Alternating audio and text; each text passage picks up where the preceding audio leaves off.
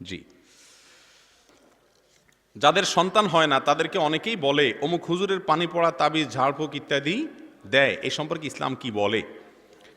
ভাইরা আমার, সন্তান না হলে কোরআন এবং হাদিসের আলোকে ঝাড়ফুঁক করা, রুকিয়া করা সন্তানের আশায়, এটা নিষিদ্ধ বা হারাম কোনো কিছু না।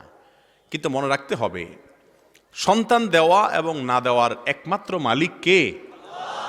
অতএব ঝাড়ফুঁক বা অন্য কোনো হুজুরের কাছে দোয়া চাওয়ার চাইতে গুরুত্বপূর্ণ এবং স্বয়ং কোরআন যে আমলের কথা শিক্ষা দিয়েছে তা হলো আল্লাহর কাছে দোয়া করা। আল্লাহর কাছে কি করা? আমাদের দেশের অনেক ভাই বোনরা সন্তান না হলে, অথবা ছেলে হয় না শুধু মেয়ে হয়, মেয়ে হয় না শুধু ছেলে হয়, এগুলো ঘোচানোর জন্য অনেক মাজারে চলে যায় এবং মাজারে গিয়ে সন্তান চায়। ভাইরা আমার, মাজারওয়ালা সন্তান দেয়ার মালিক। অতএব সন্তান চাইতে হবে কার কাছ থেকে? আল্লাহর কাছে। আল্লাহ বলেছেন, ইয়াহাবু লিমান ইয়াশাউ ইনাসা ওয়া ইয়াহাবু লিমান ইয়াশাউ যুকুরা। আল্লাহ তাআলা যাকে ইচ্ছে তাকে ছেলে দেন, যাকে ইচ্ছে তাকে, আবার যাকে ইচ্ছে তাকে দুইটাই দেন। ওয়া ইয়াজআলু মান ইয়াশাউ আকিমা, যাকে ইচ্ছে তাকে বন্ধা বানান। তাহলে এই ক্ষমতা কার?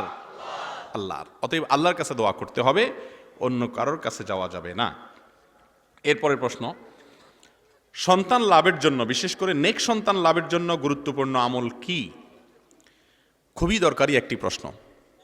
যাদের সন্তান হয় না তারা সন্তান লাভের জন্য কোরআনের শেখানো আমলে মাধ্যমে আল্লাহর কাছে সন্তান চাইতে পারেন। কোরআনে কিছু দোয়া শেখানো আছে, সেই দোয়াগুলো পড়ে আল্লাহর কাছে সন্তান কামনা করতে পারেন।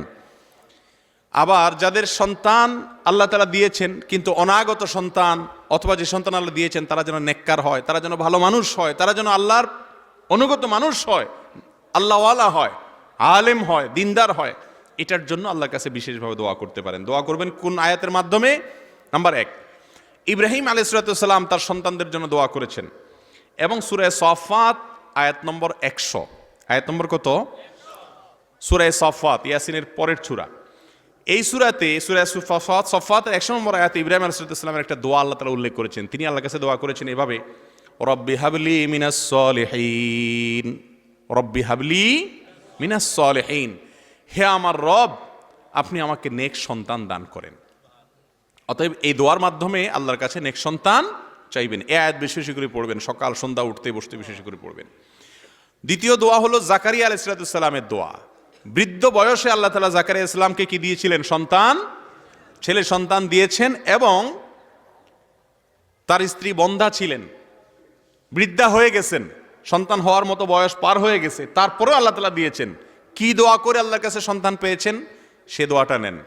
দুইটা দোয়া তিনি করেছেন, তার একটা হলো সূরা আলে ইমরান আয়াত নম্বর 38। এই আয়াতে তার একটি দোয়ার কথা আল্লাহ কোরআনে উল্লেখ করেছেন, আল্লাহর কাছে ভালো লেগেছে তার সে দোয়াটা। কি দোয়া ছিল? রব্বি হাবলি মিন লাদুনকা যুররিয়াতান তাইয়্যিবাহ ইন্নাকা সামিউদ দুআ।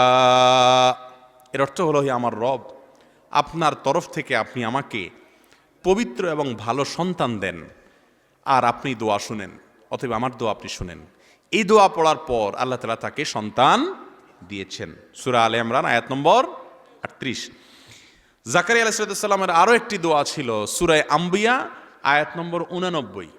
সূরা আম্বিয়া আয়াত নম্বর 89, এই আয়াতের মাধ্যমে তিনি আল্লাহর কাছে দোয়া করেছেন। কি দোয়া করেছেন?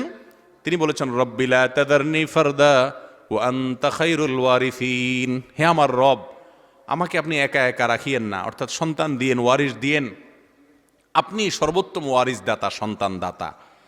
এই দোয়া তিনি আল্লাহর কাছে করেছেন। 4 নম্বরের দোয়া হলো সূরা ফুরকান আয়াত নম্বর 74-এর দোয়ার অংশটা, রব্বানা হাব লানা মিন আজওয়াজিনা ওয়া যুররিয়াতিনা কুররাতা আয়ুন ওয়াজআলনা লিল মুত্তাকিনা ইমামা। হে আল্লাহ, আমার পরিবার, সন্তান যাই দিবেন সবাই যেন মুত্তাকি হয়, ভালো মানুষ হয়, মানুষের মতো মানুষ হয়, মুত্তাকিদের ইমাম হয়। তাদেরকে দেখলে এমন সন্তান দিবেন আল্লাহ, এমন স্ত্রী দিয়েন, এমন স্বামী দিয়েন আল্লাহ, যাদের দিকে তাকালে নয়ন জুড়িয়ে যায়, অন্তরটা ঠান্ডা হয়ে যায়, শীতল হয়ে যায়, ভালো লাগে, তারা যেন ভালো মানুষ হয়। এই দোয়াও বেশি বেশি করে পড়তে পারেন। আর সন্তান লাভের জন্য বেশি বেশি ইস্তেগফার করা। কি করা? আস্তাগফিরুল্লাহ ওয়া আতুবু ইলাইহি, অথবা সাইয়্যিদুল ইস্তেগফার বা যে কোনো ইস্তেগফার, আল্লাহর কাছে ক্ষমা প্রার্থনা করা। সূরা নূহ আল্লাহ তাআলা বলেছেন, ফাকুলতু আস্তাগফিরু রাব্বাকুম ইন্নাহু কানা গাফফারা ইউরসিলিস সামাআ আলাইকুম মিদরারা ওয়া ইউমদিদুকুম বিআমওয়ালিন ওয়া বানিনা ওয়া ইয়াজআল লাকুম জান্নাতিন ওয়া ইয়াজআল লাকুম আনহারা। এই আয়াত থেকে বোঝা গেল ইস্তেগফার করলে ইউমদিদুকুম বিআমওয়ালিন ওয়া বানিন, সম্পদ এবং সন্তান এই দুইটা দান করেন আল্লাহ তাআলা বেশি বেশি কি করলে? ইস্তেগফার করলে। এত আমল করার পরেও যদি আল্লাহ কাউকে সন্তান না দেয়, তার আল্লাহর ফয়সালা মেনে নেওয়া উচিত। আল্লাহর ফয়সালা মেনে নেওয়া উচিত। কারণ আল্লাহ রাব্বুল আলামিন যদি কোনো কিছু না দেন, এর মধ্যে আমাদের জন্য অনেক বড় মাপের কল্যাণ আছে। ছোট বাচ্চারা অনেক সময় বুঝে না, মা বাপ তাদেরকে অনেক কিছু দেয় না। মোমবাতিটা সে ধরতে চায়, মা বাপ দেয় না, জোরাজুরি করে, না দিলে কান্নাকাটি করে। বাচ্চার কান্নার স্টাইল দেখে বোঝা যায় সে ছোট মানুষ, ভাষা নাই, মুখে বলতে পারে না। যদি সে বলতে পারতো হয়তো বলতো যে আমার মা বাপের মতো এরকম পাষাণ, এত খারাপ মানুষ পৃথিবীতে আছে, একটা বাচ্চা মানুষ আমি একটু মোমবাতিটা ধরতে চাইছি, আগুনটা এত দিল না। কি বলেন? মা বাবার না দেওয়াটা বাচ্চার কল্যাণে না অকল্যাণে?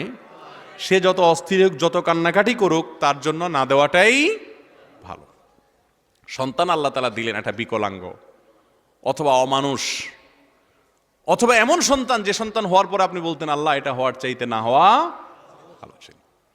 অথবা আল্লাহ তাআলা সন্তান দুনিয়াতে দিলেন না, বিনিময়ে জান্নাত দিয়ে দিলেন। লস প্রজেক্ট না লাভের প্রজেক্ট? শুধু কি লাভ? লাভের উপরে লাভ। এই জন্য আল্লাহর ফয়সালা মেনে নেওয়া এটা বড় ধরনের একটা পরীক্ষা। আল্লাহ তাআলা আমাদেরকে উত্তীর্ণ হওয়ার তৌফিক দান করুন। ও স্বামী স্ত্রীকে নাম নিয়ে ডাকতে পারে না,